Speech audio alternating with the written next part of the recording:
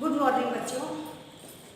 आज मैं आपके लिए पढ़ाने आई हूँ विकलांग या अक्षम व्यक्तियों के अधिकार के अभिसंधान, यानी इनके अधिकारों पर संयुक्त राष्ट्र के अभिसंधान। ठीक है ना। हमारा आज का टॉपिक ये है, मैं आपको बता रही हूँ, लिखिए यूनाइटेड, यानी क्या टॉपिक है हमारा, United national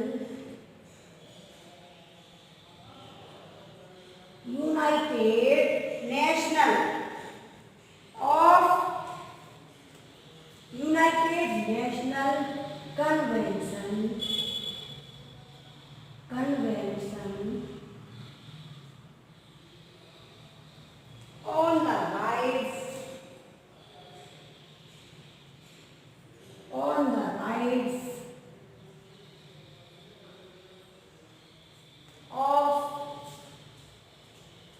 on the rights of person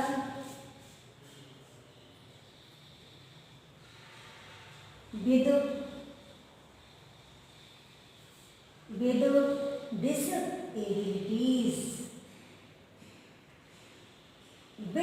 disability, यानी United national convention on the rights of person with disabilities.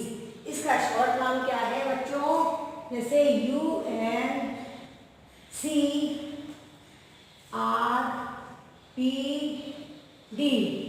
ये हो गया इसका शॉर्ट नेम। ठीक है, United national convention on the rights of person with disability. अब ये सभी हमारा जो समावेशी शिक्षा के अंतर्गत जो हमारा टॉपिक चल रहा है अगले दिन से, तो समावेशी शिक्षा के अंतर्गत अब हमारा आज का नया टॉपिक है कि विकलांग या अक्षम बालकों के अधिकारों पर संयुक्त राष्ट्र संघ के अभिसरणों के बारे में। यानी संयुक्त राष्ट्र संघ को भी, संयुक्त राष्ट्र संघ द्वारा इसमें विकलांग बच्चों के लिए क्या क्या समय दिए गए, किन किन अभिसमयों को प्रदान किया गया है इस टॉपिक के अंतर्गत। तो आज मैं आपको इसके बारे में बता रही हूँ कि ये विकलांगजनों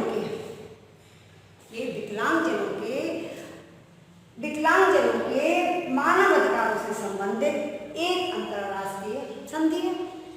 ये जो हमारा है UNCRPD, ये जो है इसका शॉर्ट नेम UNCRPD। तो ये जो है हमारा विकलांगजनों से संबंधित, मानव अधिकारों से संबंधित एक अंतर्राष्ट्रीय संधि है। इसको 1 मई, यानी भारत ने UNCRPD को 1 अक्टूबर 2007 को रेटिफाई किया था। यानी भारत सरकार ने इसको 1 अक्टूबर 2007 को रेटिफाई किया था कि इसमें किन किन अधिसमयों को लगाया जाए। 20 देशों के द्वारा रेटिफिकेशन के बाद, यानी 20 देशों ने इसको लागू कर दिया था। तो 20 देशों के रेटिफिकेशन के बाद इसको 3 मई 2008 को UNCRPD को लागू किया गया। इसको पूरे विश्व में इसको लागू किया गया। UNCRPD को पूरे विश्व में लागू किया गया। अब इसमें अप्रैल 2018 तक इसमें 161 देश UNCRPD के सिग्नेटरी देश बन गए। 161 देश, कितने देश? 161। मैंने भी आपको बताया था ये 1 अक्टूबर 2007 को, यानी 1 अक्टूबर 2007 को रेटिफाई किया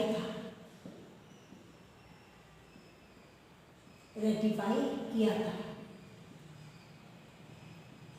इसको 1 अक्टूबर 2007 को रेटिफाई किया था और 20 देशों के द्वारा इसको रेटिफिकेशन प्राप्त हुआ। यानी 20 देशों के द्वारा, कितने देशों के द्वारा? 20 देशों के द्वारा इसको रेटिफिकेशन के बाद 3 मई 2008 को पूरे विश्व में लागू कर दिया गया। 3 मई इसको पूरे विश्व में लागू कर दिया गया। इसको पूरे विश्व में लागू कर दिया गया। कब? 3 मई 2008। 3 मई 2008 को इसे पूरे विश्व भर के जो विकलांग छात्र छात्राएं हैं, जो व्यक्ति हैं, उनके लिए इसको 3 मई 2008 को पूरे विश्व में इसको लागू कर दिया गया। अब इसमें 161 देश, कितने देश? 161 देश इसके सिग्नेटरी बन चुके थे। 161 देश यूएनसीआरपीडी के सिग्नेटरी बन चुके थे। कितने देश? 161 देश। अब ये पूरे विश्व के यानी यूएनसीआरपीडी पूरे विश्व के विकलांगजनों के लिए, पूरे विश्व के विकलांगजनों के मानव अधिकारों के लिए एक महत्वपूर्ण संधि के रूप में कार्य कर रही है। ये जो है यूएनसीआरपीडी पूरे देश में काम कर रही है विकलांगजनों के। और अब हम इसके इतिहास के विषय में जानेंगे।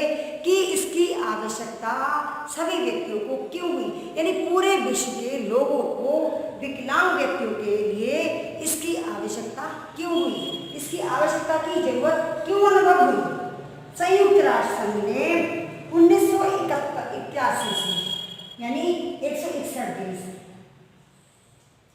संयुक्त राष्ट्र संघ ने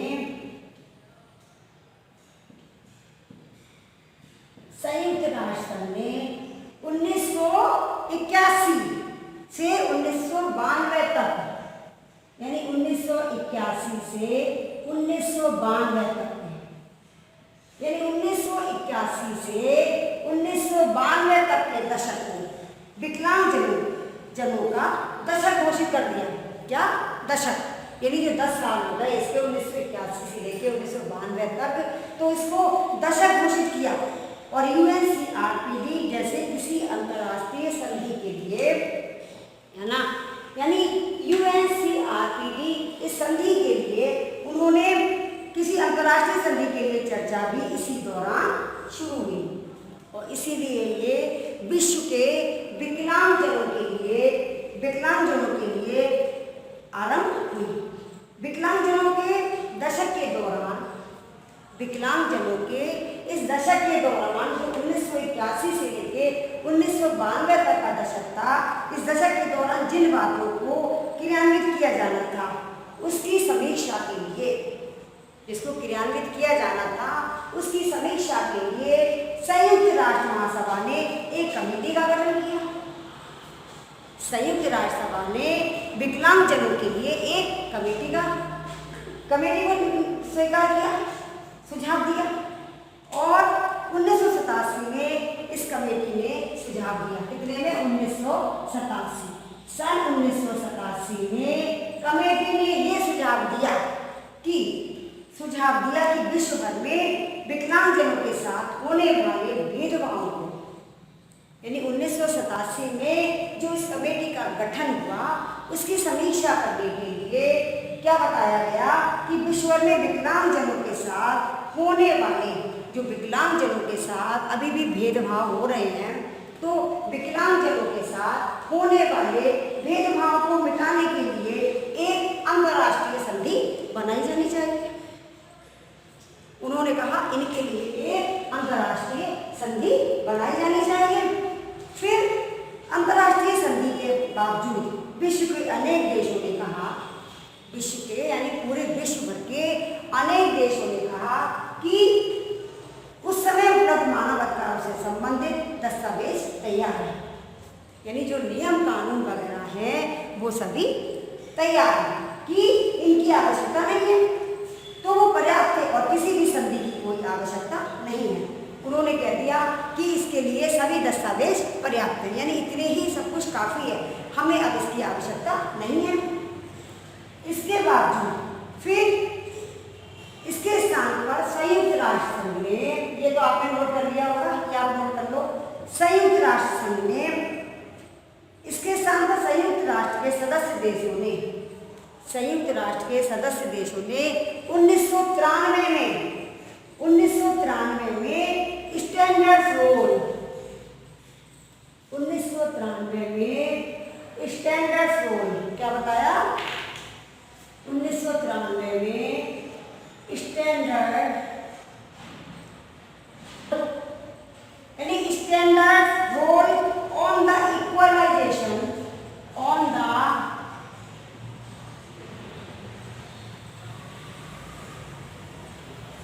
इक्वलाइजेशन यानी standard role on the equalisation opportunity, equalization opportunity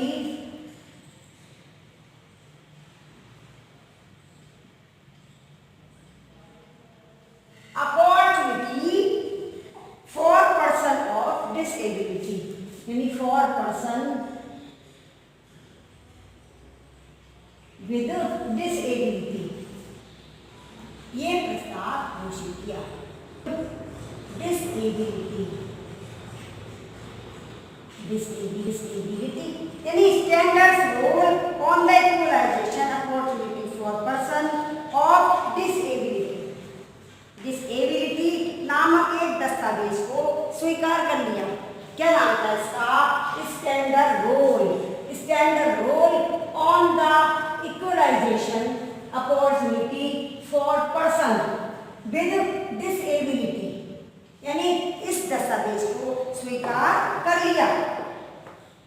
और ये दस्तावेज नॉन कंपल्सरी था, यानी ये दस्तावेज नॉन कंपल्सरी था। अब इसके बावजूद ये नॉन कंपल्सरी था और अर्थात इसमें लिखी बातों को मानने के लिए विश्व भर की सरकारें बाध्य नहीं थी, विश्व भर की सरकारें इसको मानने के लिए बाध्य नहीं थी। सन 2000 में विकलांगजनों के लिए काम करने वाली, यानी सन 2000 में विकलांगजनों के लिए काम करने वाली विश्व की 5 बड़ी गैर सरकारी संस्थाओं ने सरकारों से अपील की, यानी गैर सरकारी काम करने वाले जो लोग थे, यानी 5 बड़ी गैर सरकारी संस्थाओं ने सरकारों से अपील की कि वे विकलांगजनों के मानव अधिकारों को सुनिश्चित करने का प्रयास करें, यानी मानव अधिकारों को सुनिश्चित करने के लिए एक अंतर्राष्ट्रीय संधि को संयुक्त राष्ट्र महासभा से पास कराएं। उन्होंने ये कहा कि इसको पास कराया जाए और फिर आखिरकार 2001 में मैक्सिको द्वारा, यानी 2001 में सन 2001 में मैक्सिको द्वारा प्रस्ताव रखे जाने पर संयुक्त राष्ट्र महासभा ने इस अंतर्राष्ट्रीय संधि को और व्यापक संधि का प्रारूप रूप लिया, यानी इस संधि का प्रारूप बनाने के लिए एक कमेटी का गठन किया और मैक्सिको और न्यूजीलैंड द्वारा एक कमेटी का गठन किया। उसके बाद मैक्सिको और न्यूजीलैंड द्वारा इस संधि के काम को तेजी से आगे बढ़ाया, आखिरकार इसको UNCRPD नाम दिया गया और इस संधि को काम को तेजी से आगे बढ़ाया। आखिरकार 13 दिसंबर, कब, 13 दिसंबर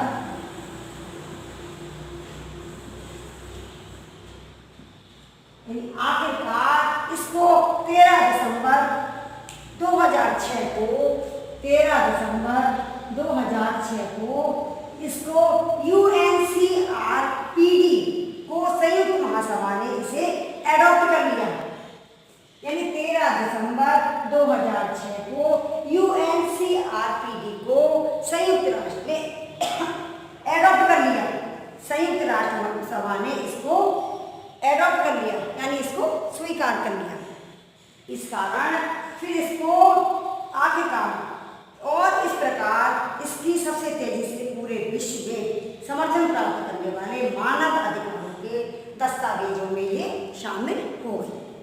मानव अधिकारों के दस्तावेजों में शामिल हो गई। 30 मार्च 2007 को 30 मार्च 2007 को 30 मार्च 2007 को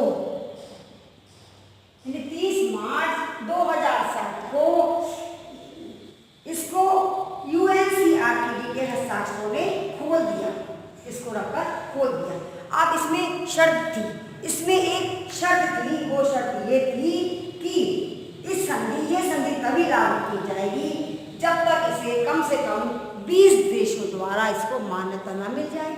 उन लोगों की एक शर्त ये थी कि 20 देशों के द्वारा इसको रेटिफाई किया जाए, कि ये संधि तभी लागू मानी जाएगी कम से कम 20 देश इसे रेटिफाई कर सकेंगे।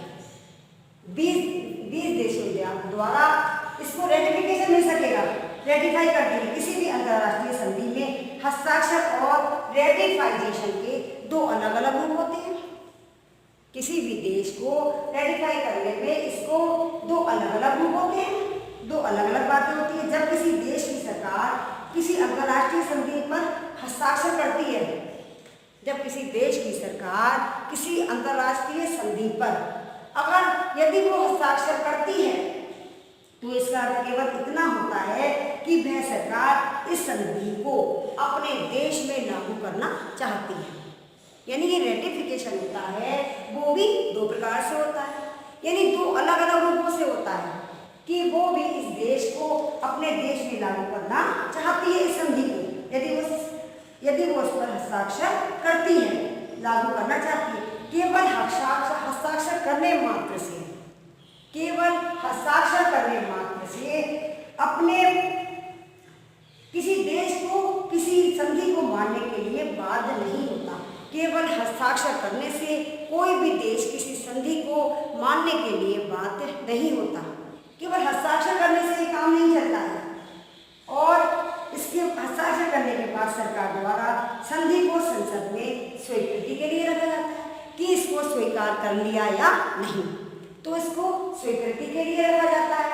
उसके बाद जब संसद की स्वीकृति मिल जाती है और अन्य प्रक्रियाएं भी पूरी हो जाती हैं, जब संसद के द्वारा संसद को स्वीकृति मिल जाती है फिर अन्य प्रक्रियाएं भी पूरी हो जाती हैं, तो ये कहा जाता है कि उस देश ने संधि को रेटिफाई कर दिया। ये तो हमारी रेटिफाई का मतलब था, जो मैंने अभी आपको बताया था कि 20 देशों के द्वारा उस संधि को रेटिफाई किया जाता है। और रेटिफिकेशन भी दो अलग अलग रूपों से होता है, यानी हस्ताक्षर करने मात्र से कुछ नहीं होता, केवल हस्ताक्षर करने से कुछ नहीं होता, उसको मानना भी जरूरी है। और ये कहा जाता है कि इस संधि को रेटिफाई कर दिया है। संधि को रेटिफाई करने के बाद, यानी संधि को रेटिफाई करने के बाद करते ही वह देश संधि को मानने और उसे लागू करने के लिए, यानी हस्ताक्षर करने के बाद उस संधि को लागू करने के लिए और उसको मानने के लिए कानूनी रूप से बाध्य हो जाता है। फिर वो उसे कानूनी रूप से बाध्य हो जाता है कि अब हमें इस संधि को मानना ही पड़ेगा, क्योंकि ये 20 देशों के द्वारा इसको रेटिफिकेशन मिल चुका है। UNCRPD को 1 अक्टूबर 2007 को रेटिफाई किया था, यानी 1 अक्टूबर 2007 को इसको 1 अक्टूबर 2007 को रेटिफाई किया था। ठीक है ना, 2007 को 1 अक्टूबर 2007 को किसको UNCRPD को रेटिफाई किया था। ये आपको समझ में आया था, ये आपको समझ में आया होगा जो मैंने आपको ये समझाया था। अब इसके बारे में हम क्या पढ़ेंगे कि इसके अभिसमय क्या है। अब हम आपको इसके अभिसमयों के बारे में बताएंगे कि इसके अभिसमय क्या है। इसको शॉर्ट में कहते हैं UNCRPD। अब संयुक्त राष्ट्र द्वारा विकलांग व्यक्ति को उच्च स्तरीय जीवन, सामाजिक पुनर्वास और आर्थिक पुनर्वास, यानी संयुक्त राष्ट्र संघ द्वारा विकलांग व्यक्तियों को सामाजिक पुनर्वास, आर्थिक पुनर्वास, इन सब की उनको विकास की मुख्य धारा से जोड़ने के लिए अनेक प्रकार के अभिसमयों को लाया गया है। जो मैंने भी आपको बताया था, संयुक्त राष्ट्र इनको विकास की मुख्य धारा से, यानी समाज की मुख्य धारा से विकलांग व्यक्तियों के लिए समाज की मुख्य धारा से जोड़ने के लिए इनको जोड़ने के लिए अनेक अभिसमयों को लाया गया और इन अभिसमयों को UNCRPD के नाम से भी जाना जाता है। जो हमारे अभिसमय हैं इनको इस नाम से भी जाना जाता है। तो संयुक्त राष्ट्र संघ द्वारा विकलांग व्यक्तियों के लिए प्रमुख अभिसमयों को लाया गया। वो हमारे अभिसमय कौन कौन से हैं, अब मैं आपको उसके बारे में बताती हूँ। अब बताती हूँ मैं अभिसमयों के बारे में। आप इसके भी पॉइंट नोट करते जाइएगा कि कौन कौन से हमारे अभिसमय हैं। अभिसमय पहला है हमारा विश्व में शांति। पहला है हमारा विश्व में शांति, स्वतंत्रता, विश्व में शांति, स्वतंत्रता, शांति, स्वतंत्रता एवं सामाजिक न्याय की स्थापना कि इन सभी को दिया जाए न्याय की स्थापना। ये हमारे, मैं आपको उसके अभिसमयों के बारे में बता रही हूँ, आप इनको नोट करते जाइएगा कि स्थापना। तो संयुक्त राष्ट्र संघ के द्वारा विकलांग व्यक्तियों के लिए ये भी बताया गया है कि विश्व में शांति, स्वतंत्रता और सामाजिक न्याय की स्थापना के लिए सभी व्यक्तियों को अधिकार प्रदान किया गया है। सभी व्यक्तियों को अधिकार प्राप्त होना चाहिए। जब हम एक मानव परिवार के सदस्य हैं तो हमारे अधिकारों में भी विकलांग व्यक्तियों के साथ किसी प्रकार का कोई भेदभाव नहीं किया जाएगा। और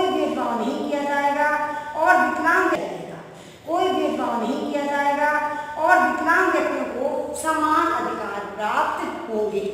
विकलांग व्यक्तियों को भी सामान्य जनों की भांति समान अधिकार प्राप्त होंगे। दूसरा हमारा आता है भेदभाव से मुक्ति।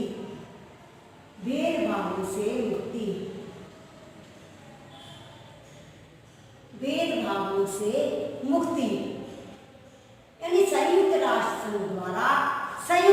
संघ द्वारा ये भी बताया गया है, स्वीकार किया गया है, मानसिक अधिकारों एवं अंतर्राष्ट्रीय अभिसमयों के दौरान मानसिक अधिकारों एवं अंतर्राष्ट्रीय अभिसमयों के अनुसार किसी भी व्यक्ति के साथ किसी भी प्रकार का भेदभाव नहीं किया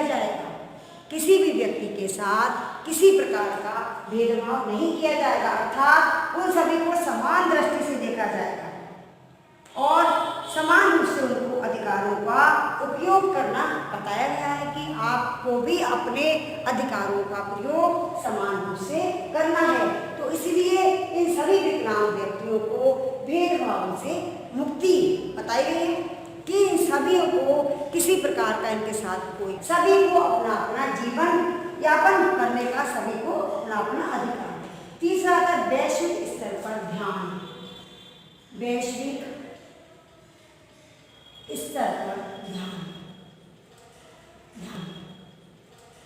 ध्यान देना, यानी वैश्विक स्तर पर ध्यान देना।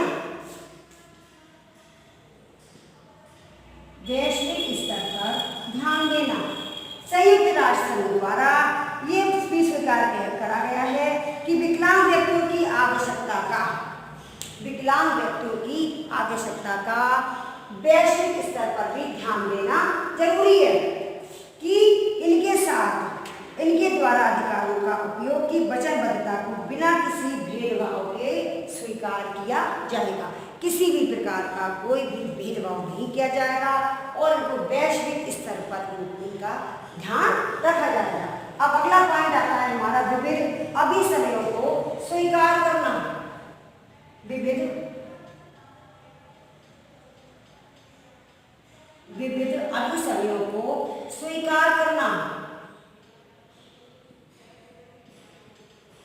विभिन्न प्रकार के अभिसमयों को स्वीकार करना।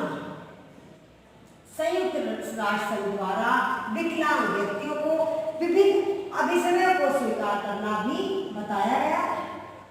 यानी विभिन्न प्रकार के अभिसमयों को स्वीकार करना कि संयुक्त राष्ट्र संघ द्वारा अभिसमयों का वर्णन करते हुए उनको ये स्वीकार किया गया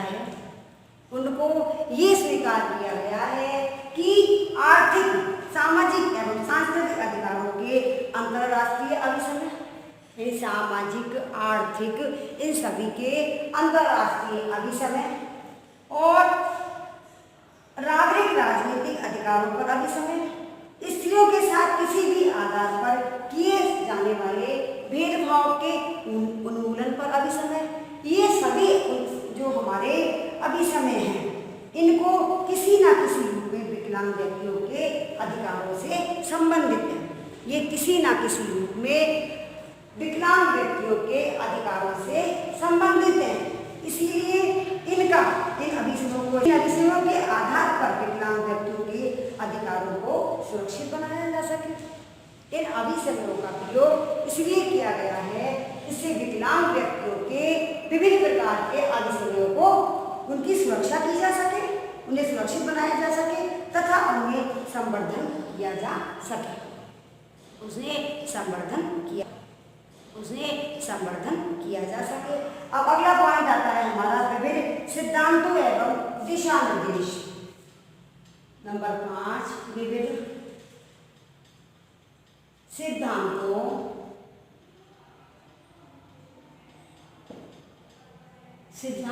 एवं दिशा निर्देश।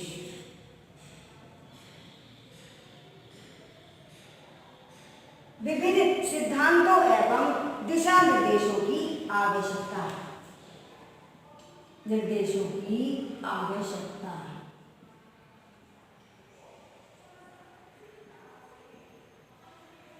यानी विभिन्न सिद्धांतों एवं दिशा निर्देशों की भी आवश्यकता बताई गई है। इसमें यह भी स्वीकार किया गया कि विकलांग व्यक्तियों के विकास के लिए विभिन्न प्रकार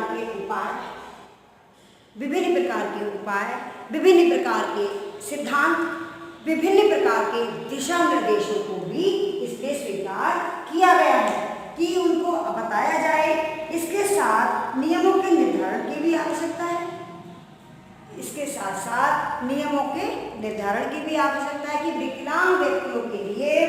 कि विकलांग व्यक्तियों को अवसरों की समानता प्राप्त हो सके और वो समाज में उन्नयन हो सके, यानी अर्थात वो समाज में उन्नति को प्राप्त हो सके। इन सभी चीज़ों की व्यवस्था इसमें की गई है। और जो इसके साथ जो भी कार्यक्रम, योजना और नीतियाँ विकलांगों के लिए चलाई जा रही हैं, यानी जो भी कार्यक्रम, नीतियाँ जो विकलांग लोगों के लिए चलाई जा रही हैं, तो उनका मूल्यांकन भी अंतर्राष्ट्रीय, राष्ट्रीय विकास की मुख्यधारा से जुड़ सके। इसलिए उनको विभिन्न प्रकार के सिद्धांतों और दिशा निर्देशों की भी आवश्यकता है। अब हमारा अगला पॉइंट आता है,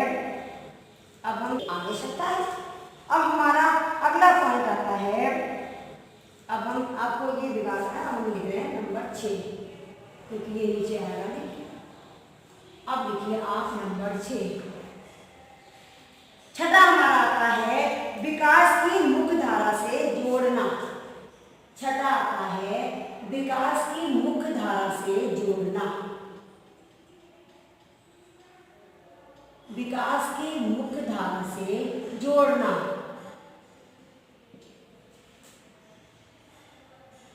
संयुक्त राष्ट्र संघ द्वारा विकलांग व्यक्तियों के लिए ये भी स्वीकार किया गया है कि इनको विकास की मुख्य धारा से जोड़ना है। विकलांगता की समस्या के समाधान के लिए विकलांगों की शैक्षिक और सामाजिक विकास, यानी विकलांग व्यक्तियों का शैक्षिक और सामाजिक विकास की मुख्य धारा से ये जोड़ा जाए। अर्थात जब हम एक विकलांग व्यक्तियों को उसके विकास की मुख्य धारा से जोड़ते हैं, तो हम राष्ट्रीय और अंतर्राष्ट्रीय स्तर पर पोषणीय विकास की अवधारणा को पुष्ट करते हैं। यानी इन्हें जिससे ये विकास की मुख्य धारा से जुड़ सके और समाज में सम्मानजनक स्थान प्राप्त कर सके। अब अगला हमारा आता है विकलांगता की विविधता। 7वां पॉइंट आता है हमारा विकलांगता की विविधता। 7वां पॉइंट आता है हमारा विकलांगता की विविधता। विकलांगता भी कई प्रकार की होती है, ये तो आपको बताइए कि विकलांगता की विविधता। विकलांगता की विविधता जैसे कि भाई संयुक्त राष्ट्र संघ द्वारा इसको ये भी बताया गया है, विकलांग व्यक्तियों के लिए संयुक्त राष्ट्र संघ द्वारा ये भी स्वीकार किया गया है कि विकलांगता की विविधता को देखते हुए संयुक्त इसको जैसे श्रवण बाधित है यानी सुनने में उसको परेशानी होती है, दृष्टि बाधित है यानी बात दोष है, अस्थि दोष है यानी उसकी हाथ वगैरह किसी कारण से वो अस्थि बाधित है, तो इस तरह की विभिन्न प्रकार की जो विकलांगता होती है तो इनको ये इस आधार पर तो इस तरह की विभिन्न प्रकार की जो विकलांगता होती है तो इनको ये इस आधार पर प्रत्येक व्यक्ति को सुविधा उपलब्ध कराना प्रत्येक नागरिक का, इस प्रकार के विकलांग व्यक्तियों को सुविधा उपलब्ध कराना प्रत्येक नागरिक का और सरकार का उत्तरदायित्व है कि हमें इन लोगों के लिए किस तरह की सुविधा उपलब्ध कराना है। अब हमारा अगला पॉइंट आता है विकलांगों के उन्नयन की व्यवस्था। विकलांगों के उन्नयन की व्यवस्था। विकलांगों के उन्नयन की व्यवस्था कि हमें इनकी उन्नयन अर्थात उन्नति उन्नयन की व्यवस्था। तो संयुक्त राष्ट्र संघ द्वारा विकलांग व्यक्तियों के लिए ये भी स्वीकार किया गया है, ये भी स्वीकार किया गया है कि विकलांगों के उन्नयन की व्यवस्था में मानवीय अधिकार उपलब्ध कराने की व्यवस्था प्रमुख एवं राष्ट्रीय और अंतर्राष्ट्रीय व्यवस्था है। विकलांगों के उन्नयन की व्यवस्था में राष्ट्रीय और अंतर्राष्ट्रीय व्यवस्था है कि इसके साथ जिन विकलांगों को अधिक सहायता की आवश्यकता होती है, इसके साथ साथ जिन विकलांगों को अधिक सहायता की आवश्यकता होती है, अर्थात मेरा मतलब जैसे जो विकलांग गंभीर रूप से विकलांग है, जो व्यक्ति गंभीर रूप से विकलांग है उनको अधिक देखभाल एवं सहायता उपलब्ध कराई जाएगी।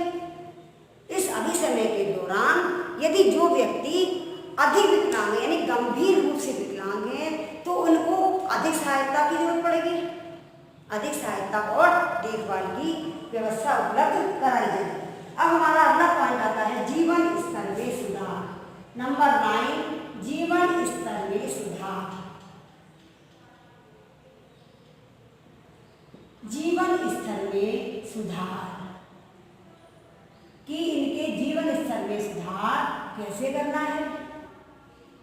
जीवन स्तर में सुधार, अब ये हमारा है, ये भी स्वीकार किया गया है कि अंतर्राष्ट्रीय स्तर पर सहयोग की नीति से यानी संयुक्त राष्ट्र संघ द्वारा ये भी स्वीकार किया गया है कि इनकी विकलांग व्यक्तियों से संबंधित कि सहयोग की नीति से विकलांग व्यक्तियों के जीवन स्तर में सुधार होता है, क्योंकि सभी देश मिलकर, क्योंकि इनकी विकृति में सुधार सभी हो सकता है कि जब सभी देश मिलकर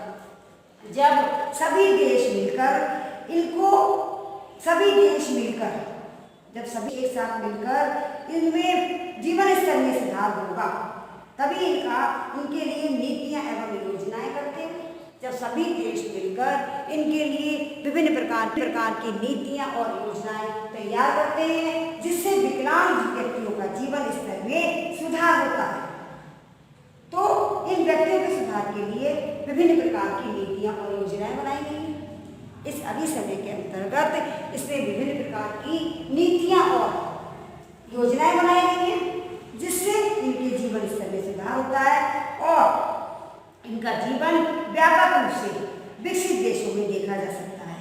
विकसित देश द्वारा एक दूसरे का सहयोग करके एक दूसरे का सहयोग करके विकलांग व्यक्तियों के जीवन स्तर में सुधार किया जाता है।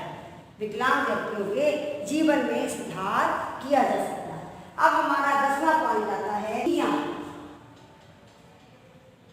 नंबर 10, कार्यक्रम, नीतियां, कार्यक्रम, नीतियां एवं अधिनियम का निर्माण एवं अधिनियम का निर्माण एवं अधिनियम का निर्माण अधिनियम का निर्माण।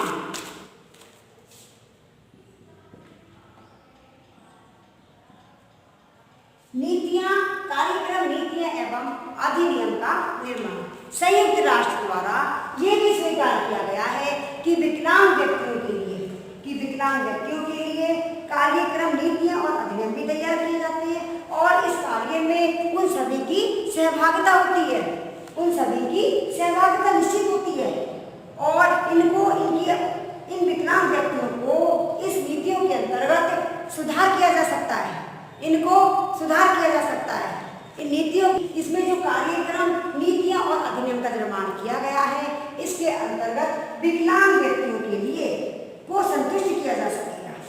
अब इन सब के दौरान, अब इन सब उपयुक्त विवेचन के द्वारा हमें ये स्पष्ट होता है कि विकलांग व्यक्तियों के लिए निर्धारित अभिसमय प्रत्येक स्थिति में, विकलांग व्यक्तियों के लिए जो अभिसमय बनाए गए हैं वो प्रत्येक स्थिति में उनके सर्वांगीण विकास के मार्ग को प्रशस्त करते हैं, उनके विकास के मार्ग को प्रशस्त करते हैं और इन अभिसमयों का पालन करने के लिए विविध प्रकार के उपायों का वर्णन भी संयुक्त राष्ट्र संघ द्वारा इसमें बताया गया है। इन संयुक्त राष्ट्र संघ द्वारा विभिन्न अनुच्छेदों के माध्यम से किया गया है, विभिन्न अनुच्छेदों के माध्यम से किया गया है और इन अभिसमयों के प्रभावी क्रियान्वयन के बाद विकलांगता एक अभिशाप सिद्ध नहीं होगी, यानी विकलांगता एक अभिशाप सिद्ध नहीं होगी, बल्कि विकलांगों को भी सामाजिक विकास एवं राष्ट्रीय विकास के लिए उपयोगी समझा जाएगा। यानी विकलांग व्यक्तियों के लिए भी सामाजिक और राष्ट्रीय विकास के लिए भी इनको उपयोगी समझा जाएगा। इससे विकलांग व्यक्ति भी आत्मसम्मान के साथ अपना जीवन निर्वाह कर सकता है, यानी आत्मसम्मान के साथ अपना जीवन व्यतीत कर सकेगा। आज का हमारा टॉपिक समाप्त होता है बच्चों।